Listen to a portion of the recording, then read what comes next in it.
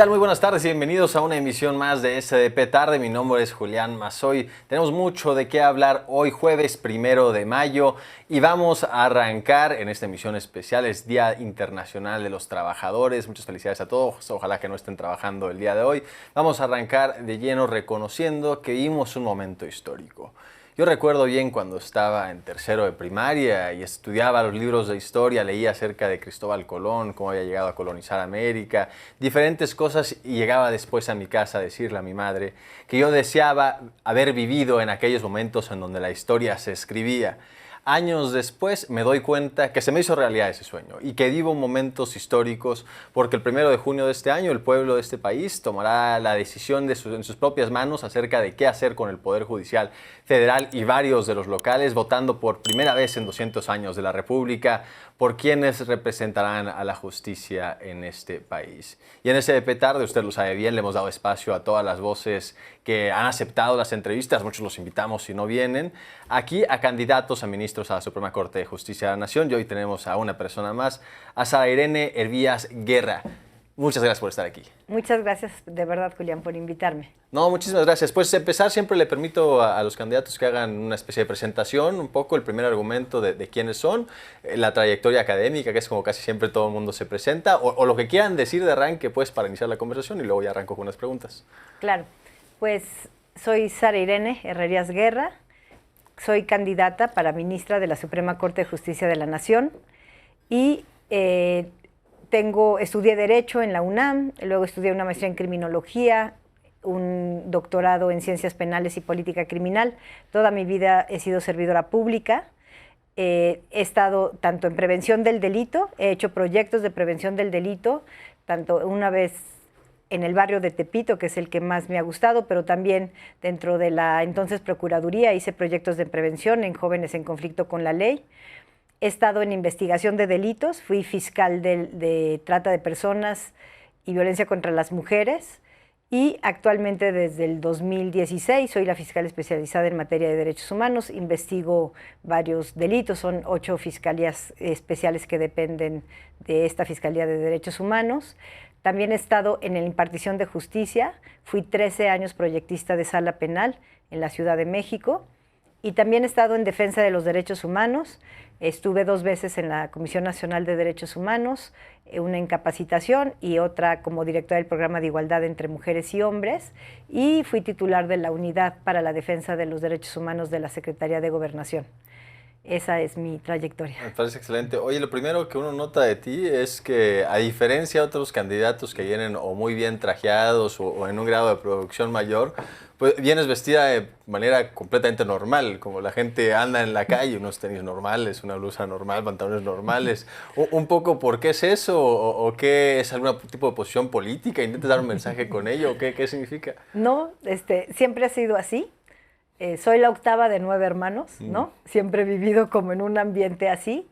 Y aparte, como servidora pública, creo que debo de estar cerca de la gente. Atiendo todos los días a víctimas, ¿no? Que vienen ellas con mucho pesar, con mucha tristeza, exponerme, y quiero justo estar como en un ambiente que no poner ninguna barrera frente a ellas, ¿no? Siempre he sido así. A ver, cuando había necesidad de la reforma del Poder Judicial, o sea, ya entendemos que es un hecho, y a lo mejor termina siendo redundante seguir discutiendo sobre si había necesidad o no, o sobre si es buena o no, ya es un hecho, va a suceder, quien vaya a votar, votará, y quien no vaya a votar, de todas formas sucederá, la elección no importa, es constitución vigente, ya no es reforma al Poder Judicial, ni siquiera debiera decirle así, pero sí me permite un poco, o a la audiencia le permite un poco hacer el diagnóstico acerca de dónde está parada Sara Irene en el espectro ideológico, saber si era algo que sentía que se diagnosticó correctamente o si más bien es una candidata de alguna manera como de oposición al propio proceso electoral. ¿Qué opinaste cuando se dio a conocer que ya iba a ser este proceso para elegir jueces? Considero que eso es un gran proyecto. ¿Por qué? Porque es un ejercicio democrático que permite a todos y a todas conocer a las personas que cuando hay un conflicto, ya sea una denuncia penal o una demanda de cualquier otra materia, mercantil, civil, etcétera, vamos a conocer a las personas que nos van a resolver los conflictos. Pero no solo eso, vamos a poder ver sus perfiles y votar por ellas.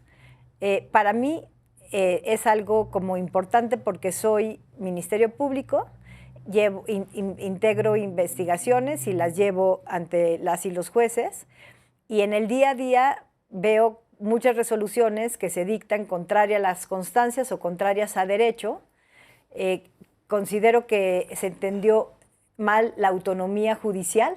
La autonomía judicial no es crear tus propios criterios y crear normas al momento de impartir justicia, es aplicar las normas que crean los representantes populares en un caso concreto. Dos cosas me llaman la atención. La primera es, tuvimos aquí el otro día otro candidato que se decía muy constitucionalista, habrá convencido a alguno, no lo sé, y decía, a ver, es que ese tipo de argumentos, lo que haces, dices ahorita, de que las fiscalías se quejan, yo los he escuchado en cantidad infinita de veces, yo soy juez en este momento, y la realidad es que no se sostienen. Cuando fallo en contra de uno se molesta ese uno, y cuando fallo en contra del otro se molesta el otro. La realidad es que no tienen buenos abogados, no litigan bien los asuntos, o simplemente el orden jurídico no les favorece, y luego tengo un gobierno que intenta pues quejarse de todas las decisiones cuando no le favorecen. Entonces, tu diagnóstico es que no es así, que los jueces se extralimitan y empiezan a tomar ya decisiones más allá de lo que estrictamente dice la Constitución, o un poco ¿cuál es el problema? No, yo no creo que se pueda generalizar, ni en el caso de los ministerios públicos, ni en el caso de las y los jueces, ¿no? Okay. O sea, yo creo que en todas partes hay buenos y malos funcionarios públicos, preparados, honestos y trabajadores, y en todos lados hay gente que es corrupta, ¿no? Y que por eso hace sus determinaciones contrarias a derecho. Y respecto yo también he oído a los jueces en el sentido de decir, no, es que estuvo mal integrado por el Ministerio Público y por eso es. Puede ocurrir en ocasiones y en otras no. Yo puedo, pero los ejemplos que yo tengo de asuntos que yo he llevado, te puedo poner un ejemplo muy claro que he dicho varias veces de él, pero es un asunto que me indigna, pero que es tan claro lo que pasó, y que puede quedar, ¿te lo puedo exponer? Sí, adelante. ¿Sí? Este es un caso reciente en la Fiscalía de Desaparición, en donde había robo de niños. Hicimos en investigación, era en Morelos. ¿Robo de niños? ¿Están como secuestrando niños sí. de forma masiva? ¿O? No. Pues uno aquí, otro allá. Nosotros, de los que habíamos detectado, había 3 o 4 niños, y empezamos la investigación. Interconectados los casos, entonces. Exactamente, era una banda delictiva. Hicimos operativos cateos, al mismo tiempo en 3 estados diferentes, detuvimos personas, y una de ellas, de las principales de esa organización criminal, huye del estado en que estaba, va a otra entidad federativa, la detenemos en otra entidad federativa con 2 de los bebés. Esos 2 bebés, en uno habían matado a sus papás para quedarse con el bebé, y en el otro a la mamá y a la niña de 8 años. Detenemos a la persona con los 2 bebés, estaba en una casa. Cuando hay una víctima en un lugar, yo, aunque esté en un domicilio, yo puedo entrar para no poner en riesgo a la víctima y recuperar a la víctima.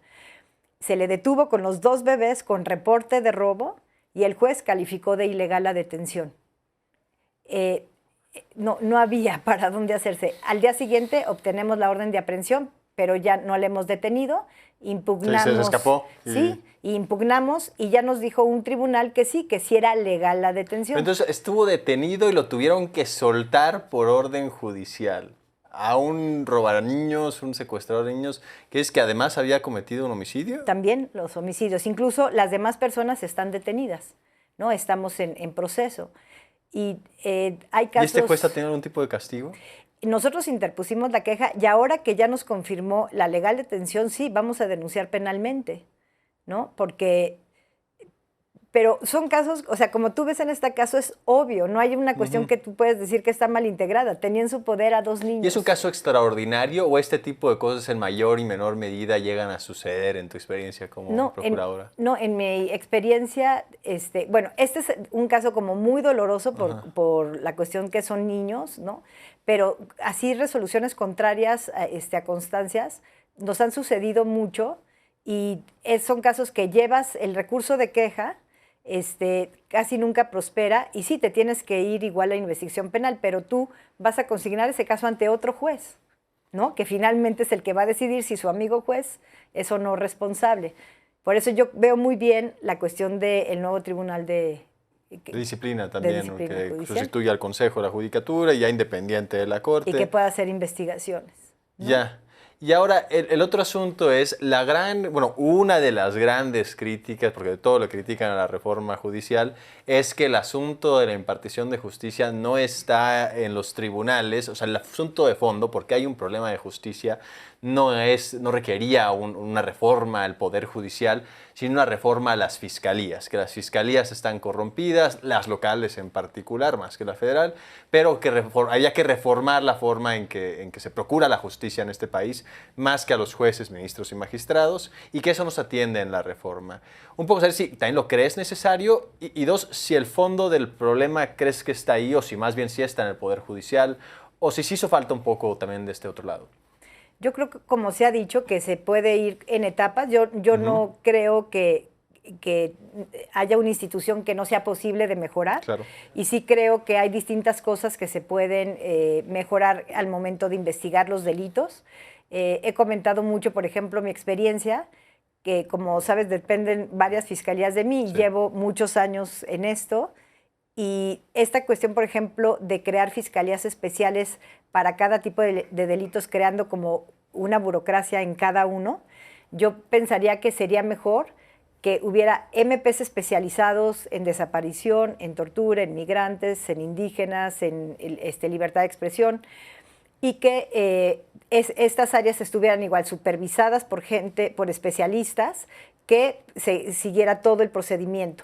¿Por qué? Porque el presupuesto es uno y siempre va a haber un número determinado de plazas, un determinado número de recursos, y los tenemos que optimizar de la mejor manera, ¿no? También creo que sí, que en la parte de capacitación, creo que por más capacitación que das, si los MPs y los policías no tienen ya ellos esa capacidad de ser creativos, o sea, para mí alguien te denuncia un hecho y tienes que sacar líneas de investigación que te lleven a investigar qué fue lo que sucedió. Sí.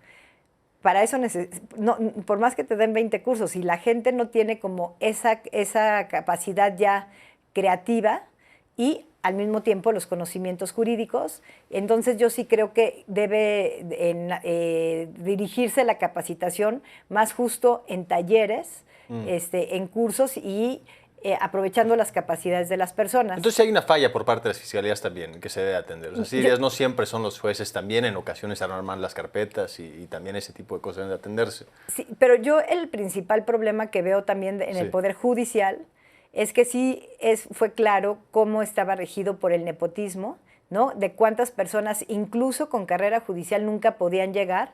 Cuando ves como estas redes de familias y de gente, eso veo una falla como muy, muy grande, porque aparte, si alguien tuvo recursos en México, fue el Poder Judicial, ¿no? Desde hace mucho tiempo, y creo que se debió de utilizar más en otras cosas que en estos fideicomisos que existían, ¿no? Y privilegios que tenían los jueces.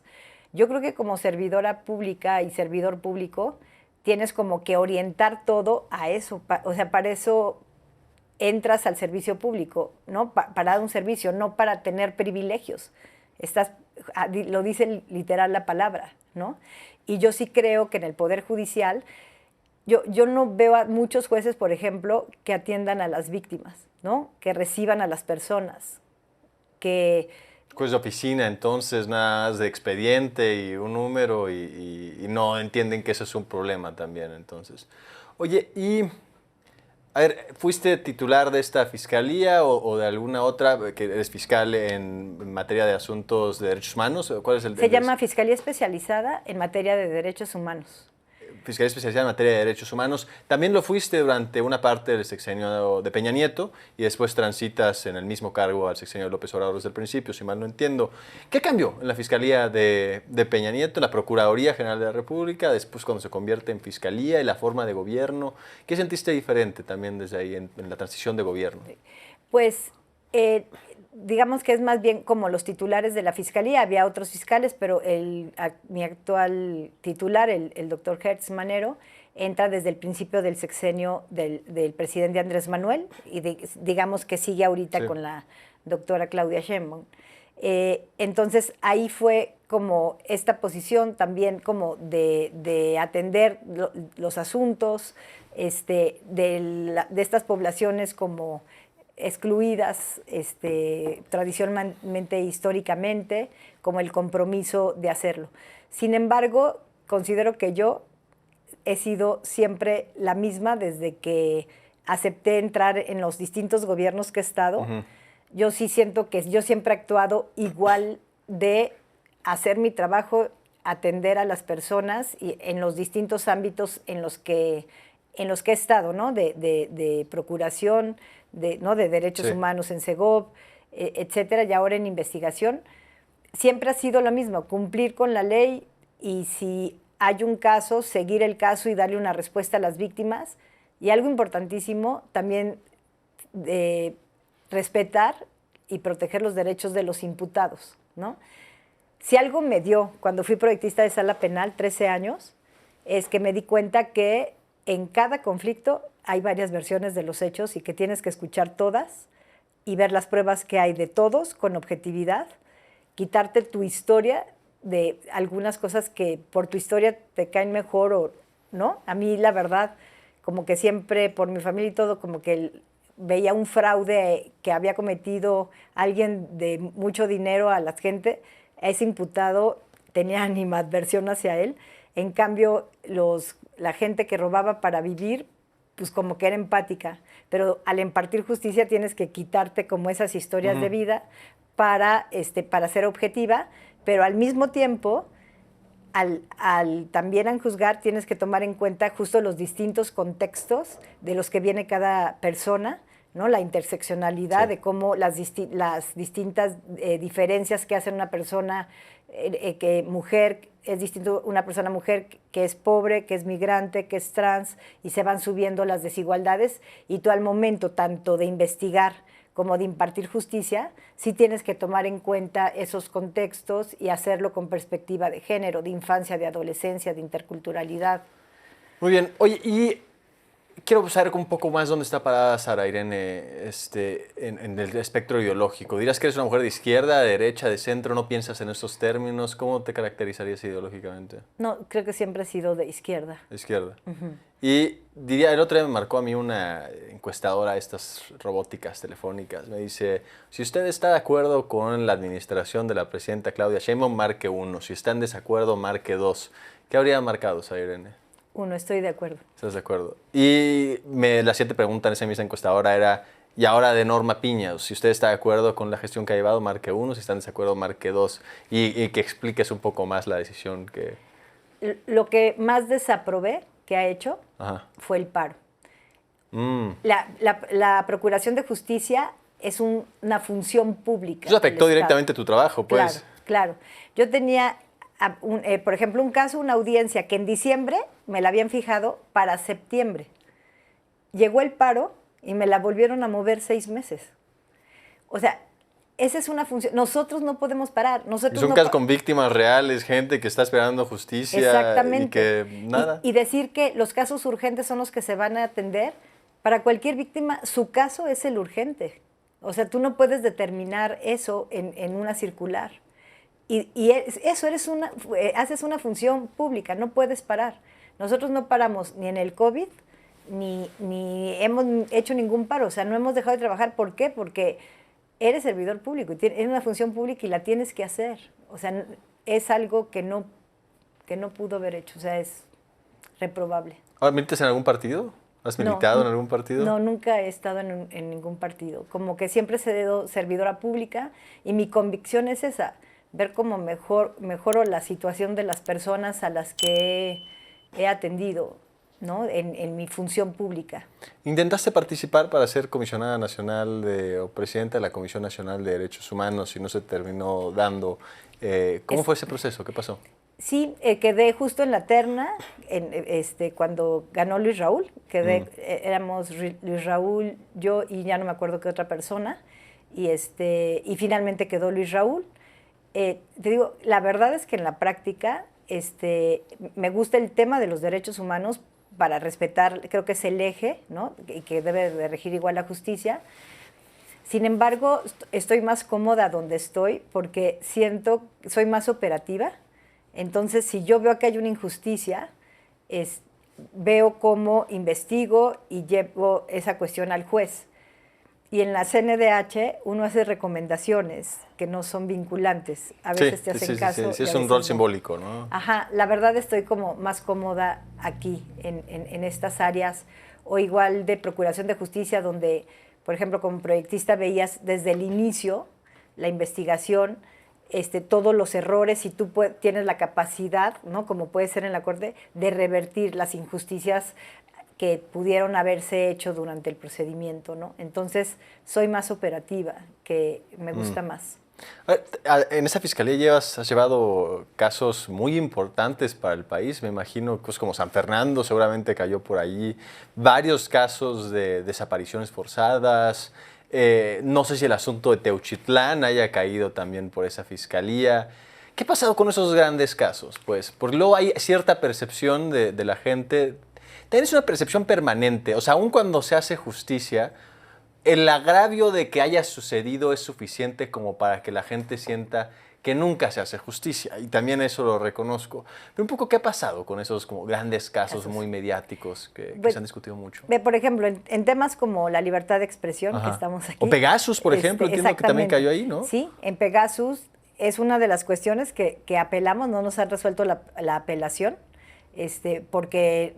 ¿Cuántos años después no han resuelto la apelación? Porque eso de Pegasus fue en 2017, una cosa así. Pero pues sí, ha de tener ya como 6 meses, la verdad no traigo el dato exacto, pero yo te puedo decir que en nivel de esa Fiscalía de Libertad de Expresión se han imputado a 400 personas, ¿no? en juicios, y hay 200 resoluciones a favor desde el 2017 a la fecha.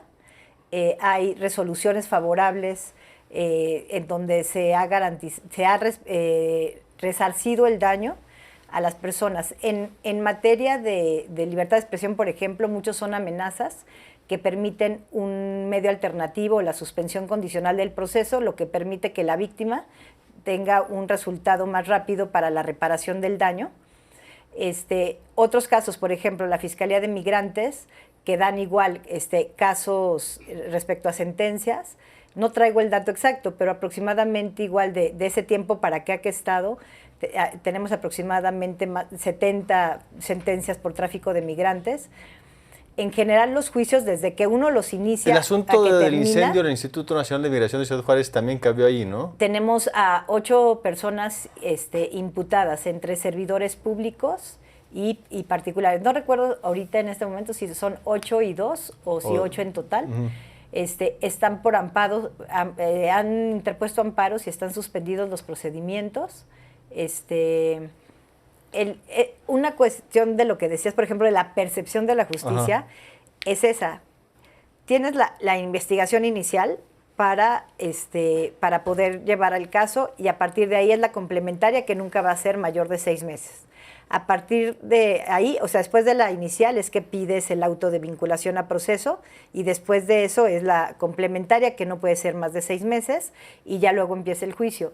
En muchas de esas fechas para juicio nos tardan, y lo tenemos documentado, o sea, muchas veces tardan 3 meses, 6 meses, a veces hasta 1 año para darnos fecha.